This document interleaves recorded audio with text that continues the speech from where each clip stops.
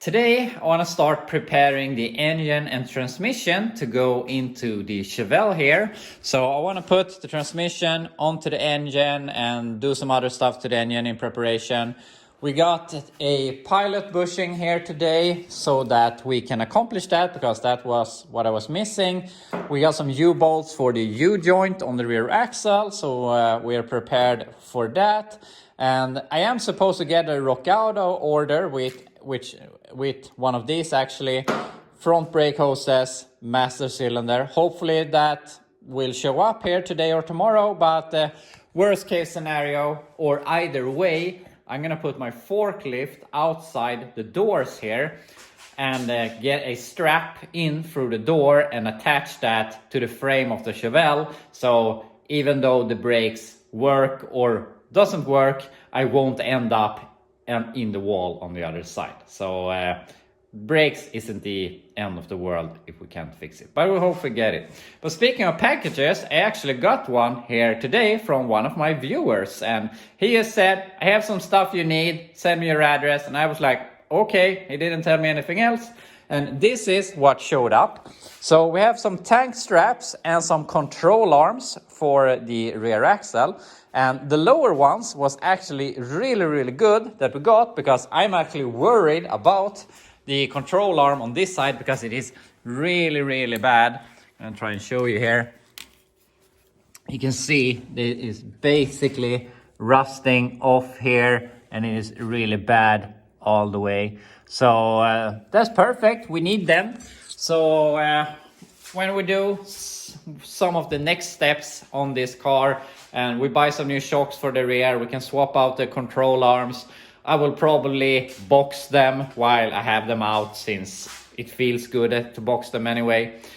Maybe it does a difference, but yeah, that's where we're at. So I'm really thankful for the parts.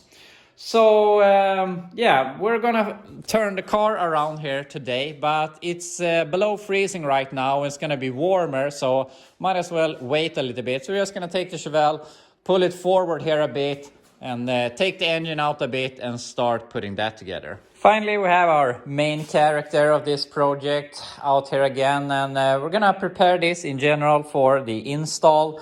Mainly, we're gonna get the transmission on, so we need a pilot bushing, flywheel, clutch, and we need to make sure that the bell housing fits inside of this.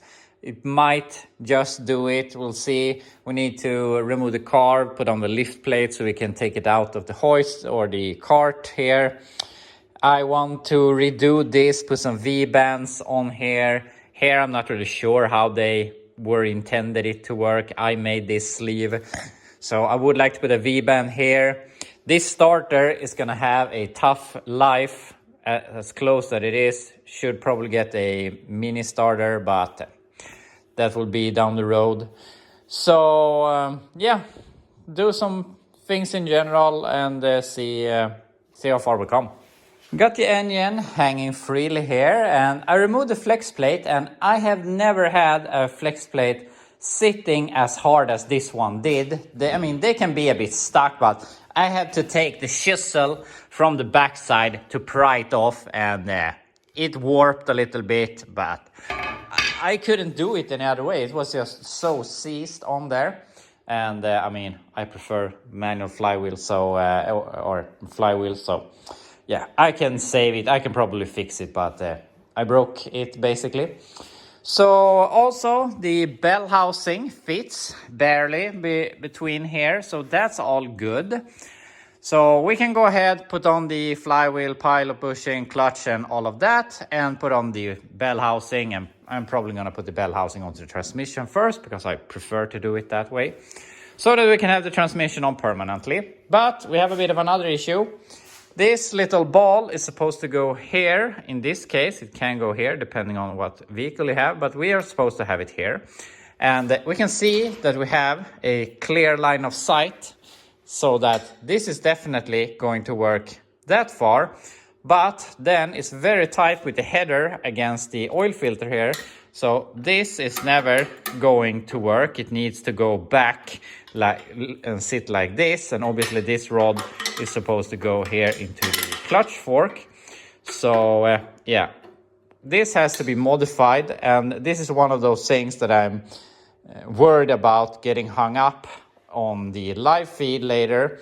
And I mean, I have already revamped this. This was in the Oldsmobile, and I had to redo it when I put in the V8, and it obviously looks like it's been moved once already. So it's definitely possible. It's not that it's a big problem. It's just something that's gonna put a damper in my schedule when I work live. So I'm gonna see if we can make a guess of where it wants to be and might get it to work. But anyway, I'm gonna put this in place, so that's all done. And I'm gonna go ahead, put all of the flywheel and stuff on, transmission, and then we can look into these. Got a flywheel, clutch, and pilot bushing on, and this wasn't really as easy as I thought it would be. Not that it's been super hard, but I first picked out that flywheel that I think was on the Oldsmobile this summer, but it has rusted really fast. But it has the newer style crankcase bolt pattern, and obviously this is the old style, so it didn't work. So I got this flywheel that I think I got with something I don't remember, but when I had it bolted up, the springs here on the inside was hitting the bolts. So it was too shallow here, so I had to go with this flywheel, which is a lot deeper here, or a lot deeper. It's a fraction deeper, but enough to make it not hit. So this is going to work. So this is the friction disc from the Oldsmobile, and that is the pressure plate, and we know everything worked this summer. It was used when I put it on the Oldsmobile. The day that it starts slipping, well, then we can start looking at other stuff. So yeah, let's put this together, on with the transmission and onto something else. Transmission is on, and hopefully all of this works, but the clutch force seems to be loose, and the reason I'm checking that is because when I put the supercharged engine into the Oldsmobile, changing from the 305, the clutch was disengaged the whole time because I changed the flywheel because it had a different teeth count, so I had to change the clutch disc and the pressure plate, which had supposed to have a shorter throwout bearing. So yeah, there's a bunch of stuff that could be a problem here, but at least that doesn't seem to be a problem. And hopefully this transmission works. I bought it from a body for like $200, and I don't know anything about it basically. And you can see all the rods have been welded, shorted, or yeah, probably shorted. And if I manage to get first gear in, it pushes against the reverse. So it's not perfect, but hopefully it's going to work. And obviously it's going to be a lot easier to shift when it's in the car. But yeah, we have a transmission on the engine, so hopefully it works. And I gotta say, I am really tempted to just shove this thing into the car right now, because it's nice to have it in the car and you can start messing with everything around it. But I really need to contain myself, and I want to keep that for the live, so I can start the live with putting in the engine, and then we can do everything around it. But we need to do one thing either way here before we put in the engine. And it is so much easier to do right now, and that is the crossover pipe here. So I'm gonna go ahead, get some V-bands, cut off that, and start aligning it and weld it. And obviously, since we're welding, I need to be here for a while. So I'm gonna go ahead, eat some lunch, walk the dogs, and then we can fix this pipe. We're back, and we're gonna try and install these V-bands. But something I saw is that we have a bit of an oil puddle. And if we follow that up, we can see that it looks to be the valve cover, which I think is weird since this has been sitting for a few weeks. Shouldn't be all that much oil in the head that could come back here and overflow. So also the gaskets are new, but yeah, we can look into that later on. So I want to try and install these, but the problem is they have cut the pipe exactly where, I mean, it is, we're very limited in space. So either we could cut it and put it up here, but that's probably not going to be much better. So I have to weld that piece back on here so that we can cut it like here or something to give us some more space. I'm not sure if we can put it here or wherever, but something like that probably. And then we can remove this crappy flange and put it on these instead, and the same thing over here. And that's gonna be good. But something I realized or remembered is that I don't have any header exhaust manifold gaskets on it, and since that's gonna add a tiny bit of extra width to it, and with this short crossover pipe and the headers, that's not gonna give a lot of flexibility. So I think it's better to put on the gaskets to have the width that we need, and then we can weld the pipe so that it will fit as it's supposed to be. So that's the plan. Some more progress. Headers are on with gaskets, and I have tacked everything up with V-bands. So I cut off that crap and put one here, and unfortunately they had put it exactly here in the bend, so I couldn't really do it any other way. So there's a bit of a gap here, but we can weld all of this. That's not going to be an issue. So that side's all good, and on this side I tacked it together here. We're going to weld it, and I made the cut down here instead, where we have a lot more space to work with. And I'm not really sure if this all the way from there up to there was one part and they had cut it here to be able to remove it, but otherwise I can't understand what their plan was to make this seal. But yeah, doesn't matter, we're fixing it now. So now we can weld all of this, and that will make this all sealed up and easy to remove and work with when we have it in the car. And speaking of that, I am hoping, and I really think that we'll be able to just plug this into the car without removing the headers. There shouldn't be any interference issues, I don't think. Speaking of interference issues, I was supposed to hammer the header here a bit when I removed it. I even marked it and everything, but I forgot. So we're gonna see if we can make it a little bit better when it's here on the car, on the engine now, because I don't want to remove it again.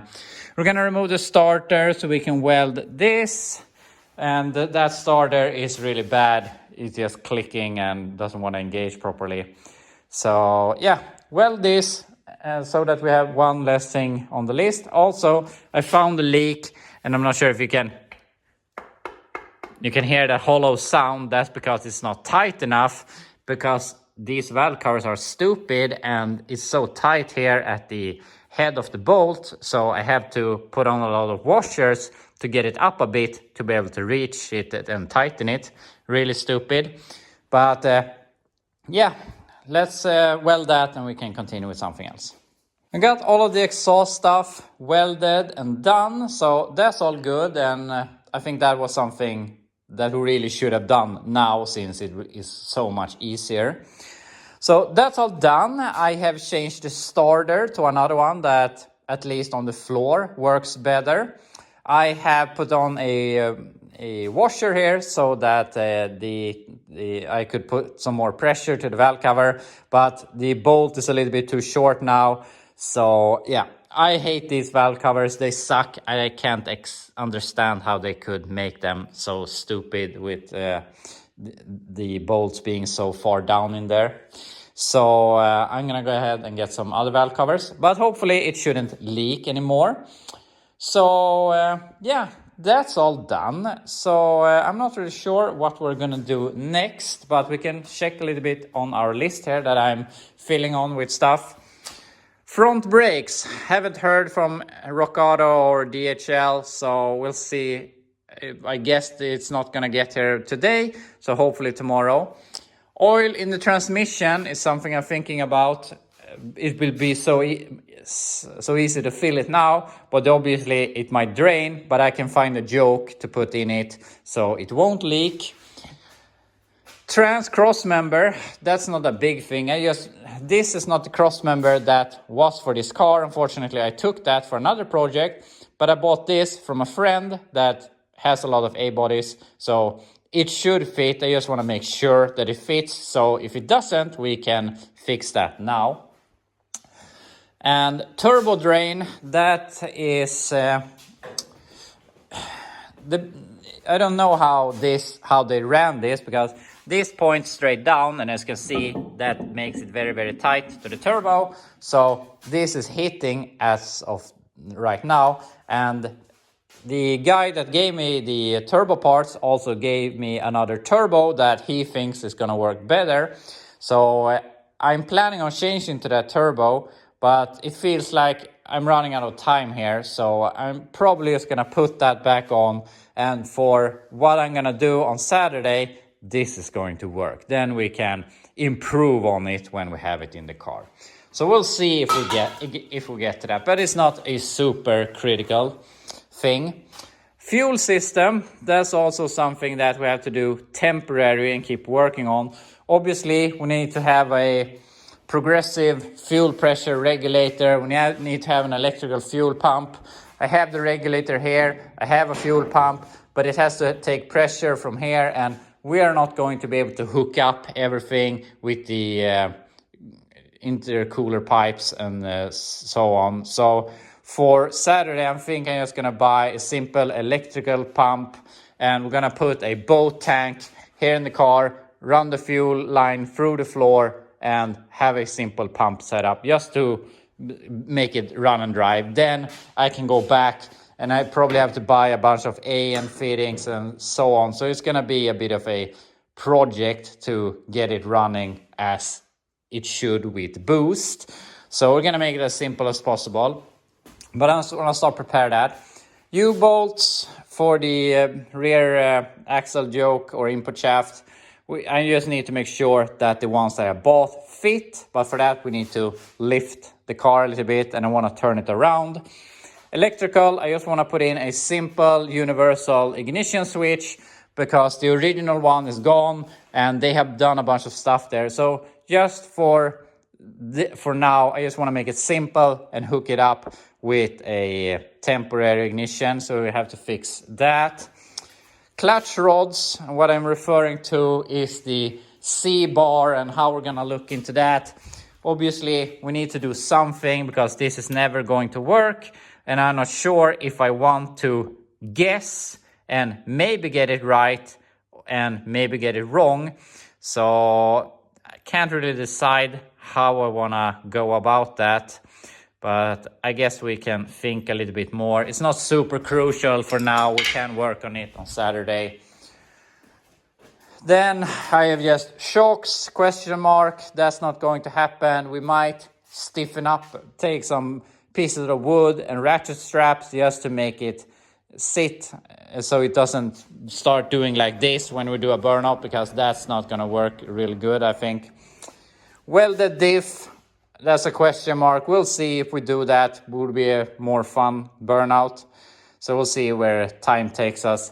But anyway, I'm talking too much here. I'm going to go ahead now, push the car out of here, turn it around, get it in again, so we can start looking at the U-bolts and the transmission cross member. We got it out of the garage for the first time since we cut the roof on it, and I really like looking at this thing, and now that we can get a distance from it, you can see the proportions a little better. And I don't know, maybe it's just me, but I really think it looks like a convertible. It doesn't look like a car that you have cut the roof off. Obviously we have a bunch of stuff to do to make it look better, but the only thing that bugs me is the doors. And I know that probably a lot of you wouldn't even mind it, but I really need to get a proper length door that's gonna also make it look more like a convertible. But as I said, it's nice to get a bit of a distance from it. You can't really get that into my garage to see some proportion on it. Also, in the back it looks fairly complete, but obviously here in the front it looks so picked apart. But I have a bumper, I have the grill, I have the headlight bezels, I have headlights and stuff like that. So we basically can make the whole front complete. We have the hood, it's over there, it's in terrible condition. But yeah, nice to see it out here. And also I'm really happy with the doors still holding up. You can open and close them easily. So anyway, it can sit out here for a little while. while I clean the garage, because that's really neat. And here's something I've been meaning to show you for a long time. This is one of the bolts for the steering box, and it's incredible how much the rust have eaten from this bolt. It's basically about to, what do you say, break, go off. So obviously I put on a better bolt, but yeah, I'm cleaning here in general. I had the other piece that I built the rocker from that I throw out of here. I'm gonna clean my bench so that it can be clean for like 5 minutes before I make it look like that again. And yeah, do some cleaning in general in preparation for Saturday. A lot of cleaning later. The garage is at least fairly clean. The car is in here, it's in the right direction, and I gotta say I am so frustratingly tempted to just shove this thing in there. I would have the engine in within the hour or even less if everything goes to plan. But I'm gonna hold myself. I'm gonna do this on Saturday, and obviously, as I said, that's gonna be very quick, but just for the thing of putting the engine in on Saturday, I wanna wait with it. So then obviously we're gonna have a lot of stuff around with the clutch, the throttle, the electrical and stuff like that. And speaking of all of the clutch and throttle and everything, we have some stuff we need to do here. And that bracket, I think that is for the 3-on-3. So we won't be needing that. So I'm gonna cut it in case it might interfere with our exhaust. That thing, I'm guessing that have held the C-bar, but there's something with this car because I've never seen this on a Chevy. And also we can see that the throttle here, they have extended themselves. And I mean, we have a bunch of weird holes in the floor. I mean, we have a big weird hole there in the front. They have sliced it open. One hole there, one there, and that small one over there. So there must have been some weird engine in this thing. But I mean, that was a really long time ago. And if we think back, this is a 65, and they started to build the A tractor where they moved the roof somewhere in the middle of the 80s. So this thing was, I mean, it was 20 years old, so obviously it had lived a life, but it wasn't all that old. And obviously a lot of stuff had happened. So it would be fun to hear the history of this car, but unfortunately cars can't speak yet. So we'll never know. But something weird has been in this engine bay. But anyway, we are going to remove that bracket, that thing. I'm gonna cut off that. Maybe we weld on an arm directly to that thing. I'm not sure what this is, some choke wire, align thing or whatever, I don't know. So we're gonna remove all of that. I'm gonna cut the shift rods for the 3-speed on the column just to make as much space as possible. And then I think that we won't have any interference issues. I'm gonna put it up on jack stands. We're gonna check the U-bolts for the rear axle. And what more? I can't remember right now. We'll get to that. Also, I found a joke so we can put some fluid in the transmission. Something interesting about the transmission is that I was looking here and I obviously found the fill plug, but I couldn't find a drain plug. And I thought maybe this was it and it wasn't plugged, but it looks like they have never machined it to have a drain. I don't know, maybe that they never did that, but doesn't really matter. We're gonna fill it, but I thought it was just interesting. So yeah, get the car up on jack stands, fill some oil in the transmission. We got it up on jack stands here, and I've come across exactly one of those problems that I don't want to have on Saturday. I removed the old U-bolts here. I had to cut one of them. And I got these new ones and they fit everything all good over there. But I removed one of the caps from the U-joint on the drive shaft from the Oldsmobile that I was hoping to use. Should be the right length. But if we go like this, we can see it has a too big of a diameter. So that's not going to work. And also this U-joint is wider than this yoke will accept. So that sucks. So I'm not really sure how I'm gonna solve this, because I mean, I have some combination universal U-joints that might solve this problem. But even if I have that, it might not be the right length either. So I'm not sure if I want to prepare a drive shaft that might not fit. But I have some other drive shafts, but I don't think I have one that will fit. So yeah, I'm not really sure what I'm gonna do.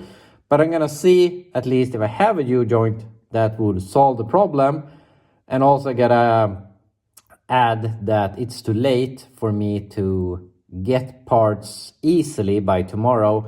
I can order them to a local auto parts store here that is 10 minutes away, but then if I order before 12 o'clock, I get it to the day after. But obviously that's too late now, so otherwise I have to drive like one way, 1 hour to the warehouse where they order from. So that will be a 2 hour plus round trip just to get a U-joint. So yeah, I'm gonna see what I have and see what we can do.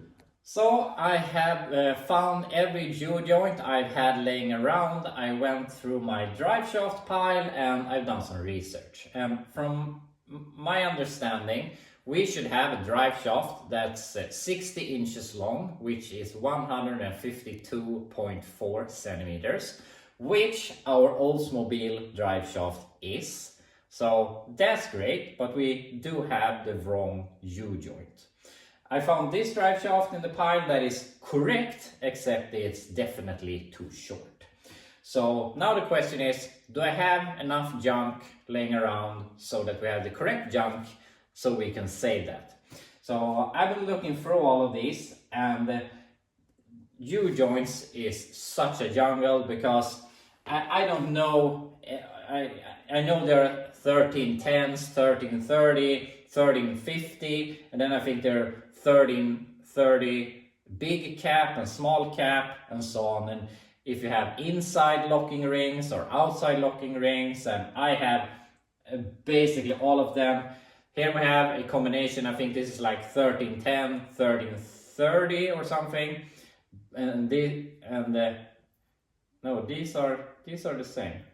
I can't remember now, but these are big cap ones, and here I have a one with a small cap. And I looked through all of this, and I think that this is our winner because it has the smaller end with the small caps that we need for the rear axle, and we have the bigger with the wider with the smaller caps, which still are bigger than this, but not as big as these. So yeah, it's basically a jungle, and I think that this is going to fit in the drive shaft, and this is going to fit on the rear axle. And also on the rear axle we have outer locking, since we have tabs in the rear axle that this will fit between. And on the drive shaft we have inner lockings, which we have provisions for here. So I think that this U-joint is gonna save the day. I mean, these are like 35 bucks here, so it's not the money, it's just that if I didn't have this, we would have spent 2.5 hours or something tomorrow picking one of these up, and obviously this is not something I want to get hung up on tomorrow. In this case I could fix it, but it would have been a maybe 2-hour project. Getting the U-bolts off the rear axle was a pain. I cleared out all the holes, that took a while, and now we found this problem, so we're gonna save a lot of time with the install. So I'm gonna double check that this fits in the rear axle and in the drive shaft, and then I'm just gonna go ahead and take a gamble and put this in and hope that it is the right length, because from my googling and the fact that the Oldsmobile and the Chevelle have the same wheelbase, I think that it's going to work. So yeah, let's fix this. I managed to get the new U-joint in place, so hopefully we have avoided the crisis with having a drive shaft that doesn't fit. I really think that the length is going to be correct, and now I know that the U-joint is going to fit. And I mean, from when I started removing the U-bolts on the rear axle to having this done has taken maybe 1.5 to 2 hours.